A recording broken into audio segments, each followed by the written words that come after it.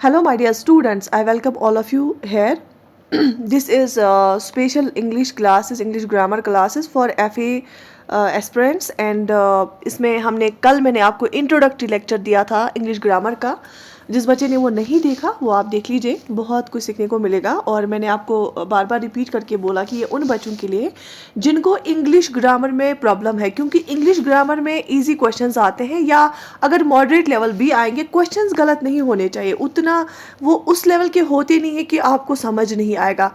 अगर आपने एक बार इसकी फाउंडेशन स्ट्रॉन्ग की होगी या एक बार अच्छे से समझा होगा तो आई डोंट थिंक कि गलत होने चाहिए. ठीक, क्योंकि आपके 10 मार्क्स है और 10 मार्क्स में आप जो है रिजल्ट में लिस्ट्स में आसमान ज़मीन का फ़र्क होता है. तो 10 मार्क्स बहुत होते हैं for a competitive examination to get inside the list, right.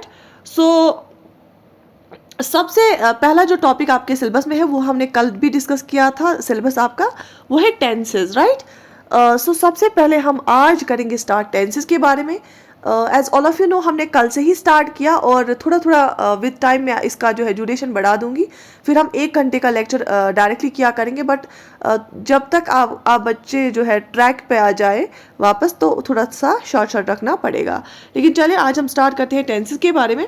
मैंने आपको कल सिखाया था कि जो इंग्लिश ग्रामर में, जैसे हम कोई इंग्लिश ज़ुबान में कोई भी चीज़ लिखते हैं तो एक सेंटेंस होता है, और सेंटेंस में मैंने आपको बोला था एक सब्जेक्ट होता है, एक हेल्पिंग वर्ब होता है, राइट, एक मेन वर्ब होता है और प्लस ऑब्जेक्ट होता है. Got it. अच्छा, जब हम टेंसेस पढ़ते हैं ना तो हमारा मेजर काम इन 2 चीज़ों के साथ होता है. क्योंकि हम कौन सा टेंस इस्तेमाल करते हैं, ये 2 चीज़ें चेंज होती हैं, हेल्पिंग वर्ब और मेन वर्ब चेंज होती हैं. ठीक है, तो हेल्पिंग वर्ब कौन सा होगा, मेन वर्ब किस तरह का होगा, ये हमें डिटरमाइन करेगा कि कौन सा टेंस है. तो इन 2 चीज़ों के साथ हमें ज़्यादा डील करना है. जैसे कि फॉर्म्स ऑफ वर्ब. वर्ब क्या होता है, वर्ब एक ऐसा वर्ड होता है जो हमें एक्शन दिखाता है. एक्शन मतलब जैसे ईटिंग है ना, खाना खाना, खाना खा रहा है, या वॉश, कुछ वॉश करना एक एक्शन है. स्लीप भी एक एक्शन है, हैप्पी भी एक एक्शन है. ठीक है, तो कोई भी काम जो जिसमें हम कोई काम करना दिखाते हैं वो एक्शन वर्ड्स होते हैं. और यही वर्ब्स या हेल्पिंग वर्ब मैंने आपको बोला कौन सा टेंस है उस तरह से हमें चेंज करना है, कौन से टेंस में हमें लेना है, उस तरह से हमें हेल्पिंग वर्ब और मेन वर्ब को चेंज करना है. दूसरा, वर्ब के डिफरेंट फॉर्म्स होते हैं. जैसे वर्ब की बेस फॉर्म V1 या V2 फॉर्म या V3 फॉर्म. ठीक है, जैसे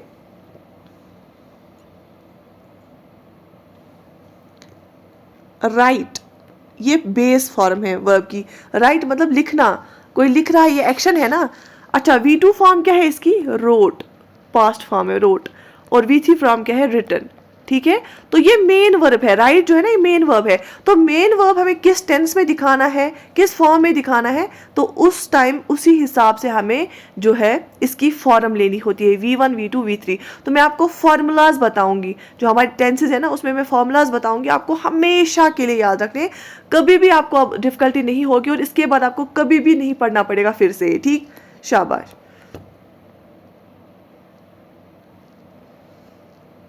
या जैसे गो, जाना है ना, वेंट सेकेंड फॉर्म है, गॉन थर्ड फॉर्म है. ठीक है, राइट. या इसको हम प्रेजेंट पास्ट और पार्टिसिपल फॉर्म भी बोलते हैं, गो, वेंट, गॉन. तो ये तो हमने बचपन से पढ़े हुए होते हैं. ठीक, तो सबसे पहले बात हम करते हैं टेंस की. जो टेंसेस होते हैं ना, ये होते क्या है, tenses are these are what, tenses जो होते हैं ना, these are forms of a verb. ये वर्ब के ही डिफरेंट फॉर्म्स होते हैं. दैट आर यूज्ड, किस लिए हम यूज करते हैं, that are used to show the time of action. ये जो वर्ब, ये हमें क्या दिखा रहा है, ये एक्शन दिखा रहा है. तो हम कौन सी फॉर्म वर्ब की इस्तेमाल करेंगे वो हमें दिखाएगा कि ये एक्शन कब हुई, क्या ये ऑलरेडी हुई, क्या ये हो रही है या होने वाली है. जो भी एक्शन की हम बात करें ना, तो टेंसेस हमें क्या करते हैं, ये वर्ब की ऐसी फॉर्म दिखाते हैं जिससे हमें पता चलता है टाइम का. ये जो एक्शन है ना, किस टाइम पे हुई, क्या ये होने वाली है, क्या ऑलरेडी हो गई है, या अभी हो रही है, ठीक है। तो टेंस क्या होता है, these are the forms of a verb that are used to show the time. तो टेंसेस हमें टाइम दिखाते हैं, कोई एक्शन किस टाइम पे हुई, या कोई एक्शन कब होने वाली है, या कोई एक्शन कब हो रही थी। यहां तक क्लियर है? शाबाश। सबसे पहले आप बच्चा लोग, आपको क्या अपने माइंड में रखना है, हमें जो टेंसेस है ना, इनको हमने कैटेगराइज किया है 3 कैटेगरीज में। सबसे पहला जो टाइप है ना वो इसका टेंस का, वो है प्रेजेंट टेंस। क्या है? प्रेजेंट टेंस, ठीक। दूसरा जो टाइप है ना वो है पास्ट टेंस। क्या है? Past tense. और तीसरा जो टाइप है वो है फ्यूचर टेंस। शाबाश, इतना तो सबको पता होगा। टेंसेस जो है ना, इनके मेन 3 टाइप्स हैं, present tense, past tense, future tense. 3 categories है, राइट। प्रेजेंट टेंस हम हाल को बोलते हैं, जो अभी वाला वक्त होता है, अभी का वक्त, ठीक है। ये जो पास्ट है ना, गुजरा हुआ जमाना होता है, जो हो गया। और जो ये फ्यूचर होता है ना, मुस्तकबल होता है, आने वाला वक्त होता है। तो जो प्रेजेंट टेंस है ये अभी वाला, जिसको हम उर्दू में हाल बोलते हैं ना, और गुजरा हुआ जमाना हम पास्ट टेंस हमें दिखाता है, और फ्यूचर क्या होता है? मुस्तकबल, आने वाला वक्त के बारे में जब हम बात करते हैं। तो present tense, past tense and future tense are the 3 main categories of tense. इसके बाद अगर हम इनसाइड इनके देखेंगे, हर एक जो ये 3 कैटेगरीज में हर एक टेंस है ना, इनके अंदर से 4 किस्में हैं। जैसे पहले हम बात करते हैं प्रेजेंट टेंस की, ठीक है। पहले हम बात करते हैं प्रेजेंट टेंस की। सबसे पहले हमने देखा टेंस ऐसा वर्ब होता है जो हमें एक्शन का टाइम दिखाता है कि ये एक्शन कब हुई। फिर हमने उसके बाद देखा 3 टाइप्स होते हैं, present tense, past tense, future tense. अब हम देखते हैं इन 3 टाइप्स में अंदर कौन कौन सी टाइप्स है। अगर हम प्रेजेंट टेंस की बात करेंगे, इसमें सबसे पहला टाइप होता है प्रेजेंट, पी से रिप्रेजेंट करेगा प्रेजेंट इनडेफिनिट। क्या होगा? प्रेजेंट इनडेफिनिट, या इसको हम प्रेजेंट सिंपल भी बोलते हैं, प्रेजेंट इनडेफिनिट या प्रेजेंट सिंपल। दूसरा टाइप होता है प्रेजेंट कंटिन्यूअस। क्या होता है? Present continuous. यहां तक क्लियर है? Present tense, past tense, future tense. अब हम प्रेजेंट टेंस के अंदर झांक रहे हैं। उसमें सबसे पहला है प्रेजेंट इंडेफिनिट, दूसरा है प्रेजेंट कंटिन्यूअस, और तीसरा और चौथा क्या है? तीसरा है प्रेजेंट परफेक्ट, और चौथा है प्रेजेंट परफेक्ट कंटिन्यूअस, ठीक है। तो प्रेजेंट टेंस में हमने अंदर झांका, हमने देखा प्रेजेंट सिंपल या present indefinite, present continuous, present perfect continuous. और ऐसे ही ये चारों टाइप्स है किसमें? पास्ट में भी। पास्ट टेंस में भी है past simple, past continuous, past perfect continuous. ऐसे ही फ्यूचर में भी है। क्या क्या? ऐसे ही फ्यूचर में भी है future simple, future continuous, future perfect continuous. तो सबसे पहले हमने देखी प्रेजेंट टेंस में कि क्या है? प्रेजेंट सिंपल है पहला, उसके बाद क्या है? प्रेजेंट कंटिन्यूअस है दूसरा। इसलिए मैं रिपीट कर रही हूं सो दैट कि हमेशा के लिए आपको याद रहे। और तीसरा है प्रेजेंट परफेक्ट, और उसके बाद है प्रेजेंट परफेक्ट कंटिन्यूअस। ये 4 जो है ना, ये 4 सब टाइप्स है अंदर से, और ये तीनों में आते हैं। ये past simple, past continuous, past perfect और पास्ट परफेक्ट कंटिन्यूअस। ऐसे ही फ्यूचर में future simple, future continuous, future perfect continuous, ठीक है। यहां तक क्लियर है? तो हो गए मेन 3 और अंदर से 4, तो टोटल कितने हो गए?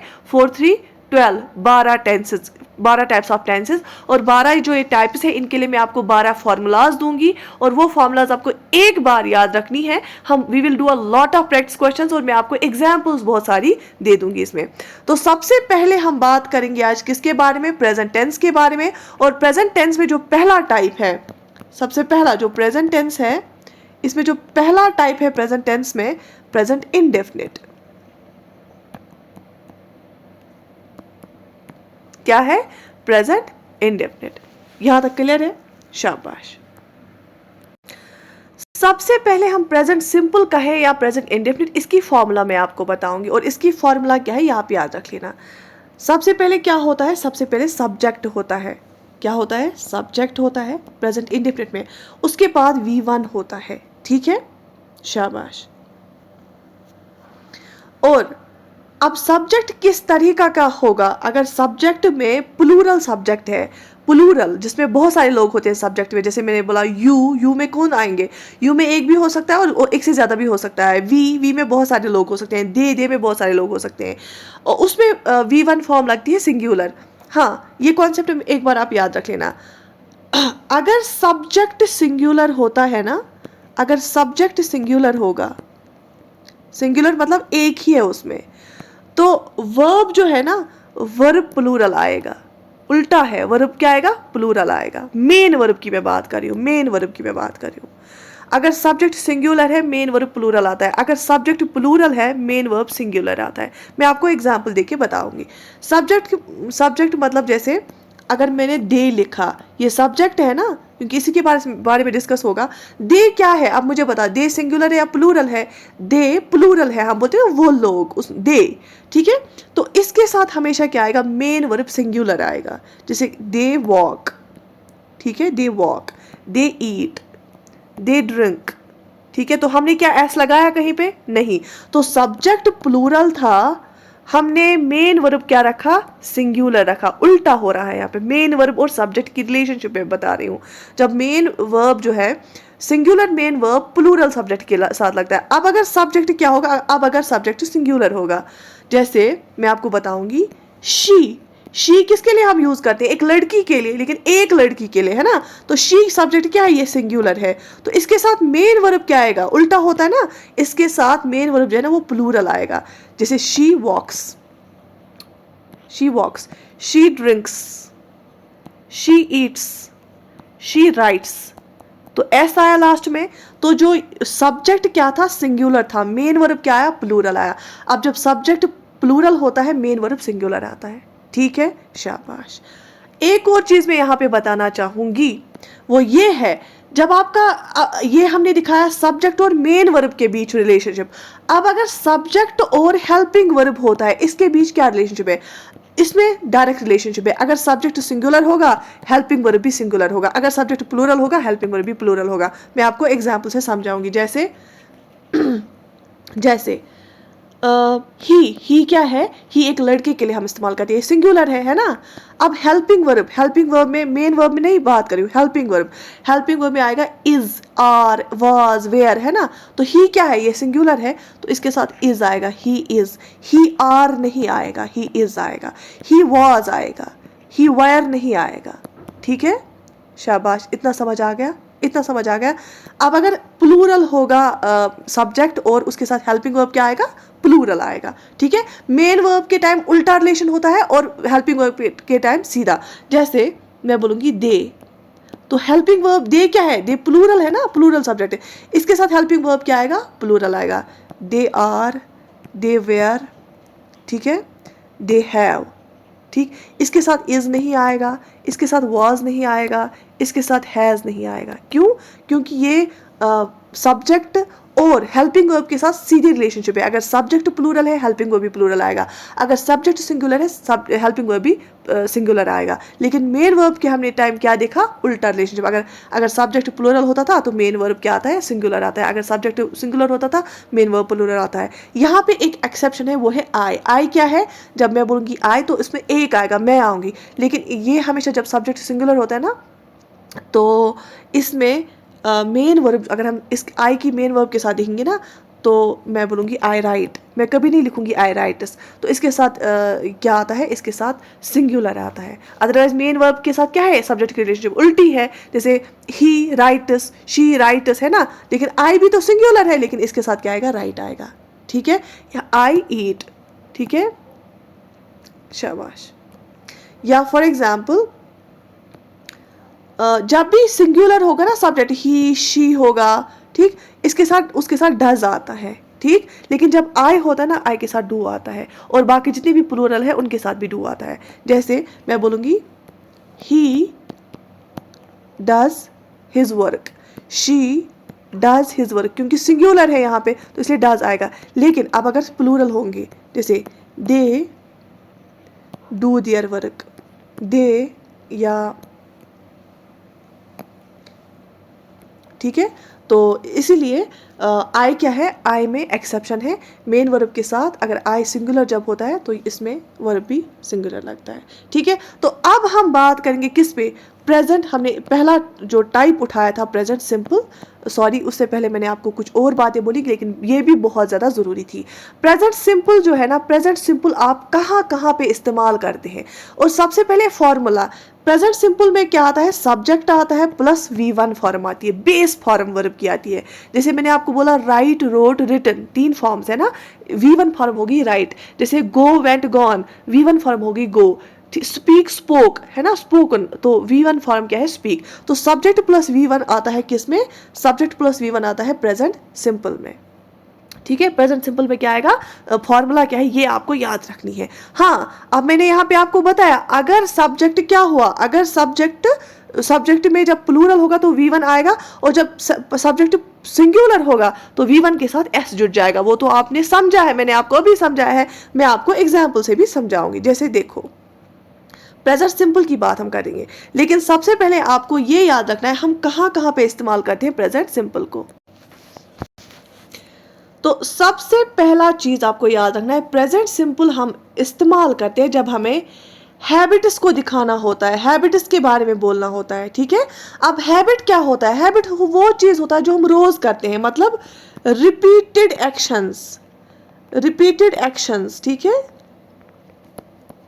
हैबिट्स के बारे में बोलना कि हैबिट क्या होता है जो रोज इंसान करता है, ऑब्वियसली रिपीटेड एक्शंस के बारे में। जब भी हमें हैबिट के बारे में बोलना होता है ना, हम प्रेजेंट सिंपल का इस्तेमाल करते हैं। किसका इस्तेमाल करते हैं, प्रेजेंट सिंपल का। जब भी हमें हैबिट के बारे में बोलना होगा, मैं आपको एग्जाम्पल अब दिखाऊंगी, तो आपको जब भी ऐसे हैबिट के बारे में कोई क्वेश्चन आएगा, वो किस में होता है, वो प्रेजेंट सिंपल में होता है। देखो कैसे, एग्जाम्पल में बोलूंगी।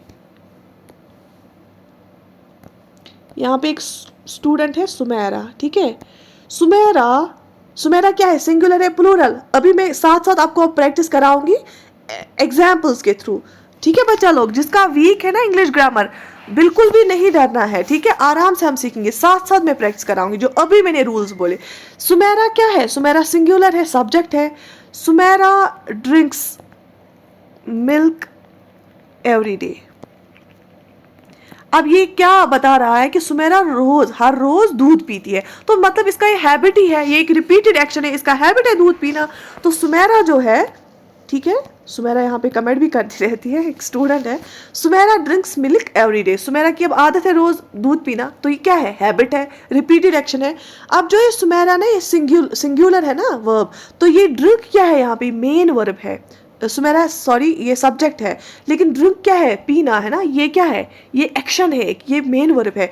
तो सुमेरा सब्जेक्ट सिंगुलर था, तो इसलिए मेन वर्ब क्या आया, प्लूरल आया, ड्रिंक्स आया, है ना, शाबाश। तो अगर बहुत सारे होते मैं बोलती they drink milk every day, but यहाँ पे एक ही थी सुमेरा, मैंने लिखा Sumera drinks milk every day. Sumera subject है, मेन वर्ब क्या आया, प्लूरल आया। सुमेरा सिंगुलर सब्जेक्ट है, मेन वर्ब प्लूरल आया। तो Sumera drinks milk every day, ये क्या है, सुमेरा क्या है, सब्जेक्ट है, ये क्या है, V1 फॉर्म, ड्रिंक ड्रैंक है ना, ड्रैंक सेकंड फॉर्म है, V1 फॉर्म वर्ब की पहली फॉर्म है। तो यहाँ पे हमें पता चलता है ये एक हैबिट है, तो इसको हमने किस टेंस में इस्तेमाल किया, हमने सब्जेक्ट के साथ V1 फॉर्म लिखा, तो ये हमने दिखाया प्रेजेंट सिंपल में, क्योंकि प्रेजेंट सिंपल की फॉर्मूला क्या है, सब्जेक्ट प्लस V1, और अगर सब्जेक्ट सिंगुलर होगा तो V1 के साथ S लगेगा। तो जैसे सुमेरा सिंगुलर है तो V1 के साथ S लगा, ड्रिंक्स। ठीक है, या एक और मैं आपको एग्जाम्पल दूंगी,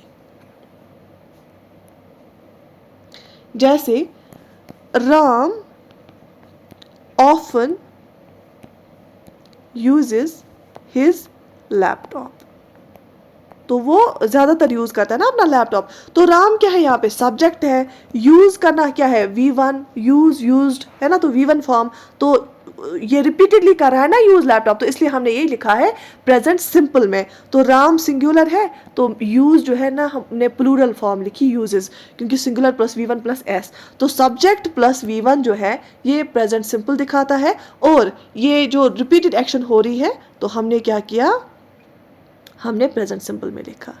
ठीक है, शाबाश। दूसरी चीज आपको याद रखनी है, हम प्रेजेंट सिंपल को कहां पे दूसरी दफा इस्तेमाल करते हैं, एक और यूज इसकी है, वो है for general truths. For general truths, general truths क्या होते हैं, यूनिवर्सल ट्रुथ्स जो होते हैं, जैसे जो हर एक के लिए सच होते हैं। जैसे मैं बोलूंगी कि सन राइज होता है ईस्ट में, आफ्ताब तुलू होता है ईस्ट में, मशरिक में, और आफ्ताब sun sets in the west. अब मुझे बताइए, जो मैं बात बोल रही हूँ, क्या आपके लिए भी ये सही है? हाँ, आपके लिए भी यही सच है। आप भी बोलोगे yes ma'am, sun rises in the east and sets in the west. अगर आप अपने फादर से बात करेंगे, वो भी आपको बोलेगा yes you are right, sun rises in the east and sets in the west. तो दुनिया में जो भी बंदा होगा, वो उसके लिए ये जनरल ट्रूथ है, ये यूनिवर्सल ट्रूथ है। तो यूनिवर्सल ट्रूथ को भी दिखाने के लिए क्या होता है, हम प्रेजेंट सिंपल का इस्तेमाल करते हैं। और प्रेजेंट सिंपल की फार्मूला क्या है, subject plus verb, V1 form. और अगर सब्जेक्ट सिंगुलर है, वर्ब में एस लगेगा, अगर सब्जेक्ट प्लूरल है तो वर्ब में एस नहीं लगेगा। ठीक है, तो मैं आपको इसकी एग्जाम्पल दिखाऊंगी। या फॉर एग्जाम्पल एक और ट्रूथ है हमारे पास, द अर्थ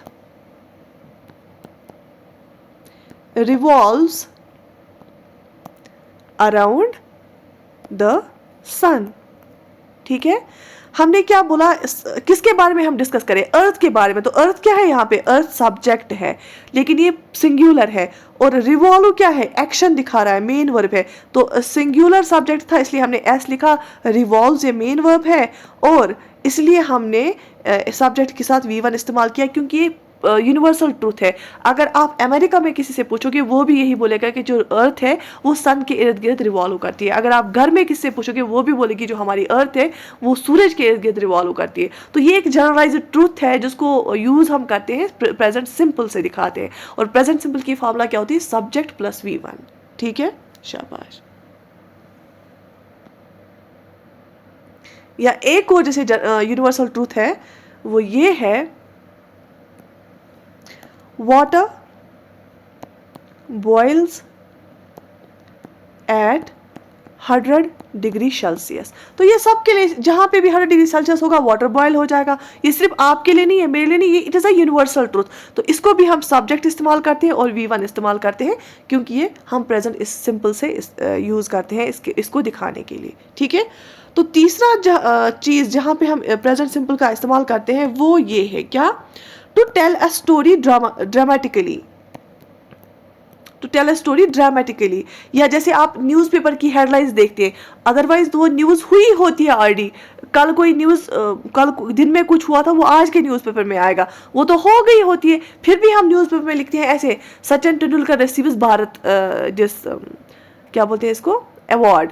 ठीक है, तो हम क्या लिखते हैं, रिसीवर्स, सचिन तेंदुलकर सब्जेक्ट है, receivers main verb, V1 form. लेकिन वो हुआ होता है, लेकिन जो न्यूज़पेपर हेडिंग्स है ना, उसके लिए भी हम प्रेजेंट सिंपल का इस्तेमाल करते हैं। और अगर आपको ड्रामेटिकली स्टोरी बोलनी होती है, जैसे हम बोलेंगे, मैं बोलूँगी कि Adil now rushes forward and deals a heavy blow to him.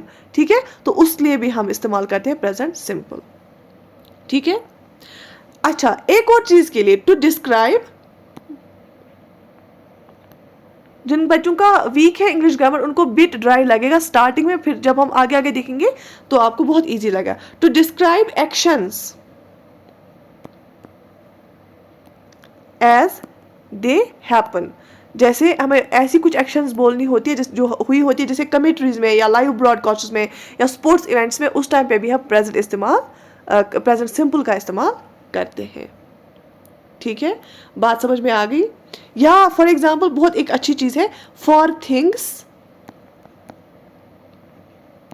That stay the same for a long time. ठीक है, या उन चीज़ों के लिए जो चीज़ें बहुत समय तक सेम रहेंगी, जैसे मेरी ड्यूटी है कहीं पे और बहुत टाइम तक, 2 साल तक मैं वहीं पे ड्यूटी दूंगी, तो मैं क्या बोलूँगी, या आई वर्क, मैं उसको प्रेजेंट सिंपल में बोलूँगी। अगर मेरी ड्यूटी 2 साल तक एक ही जगह पे रहती है, तो मैं प्रेजेंट सिंपल का इस्तेमाल, आप बोलूँगी कि आपकी ड्यूटी कहाँ, मैं हमेशा बोलूँगी I work in, I work, तो आई क्या है, सब्जेक्ट है।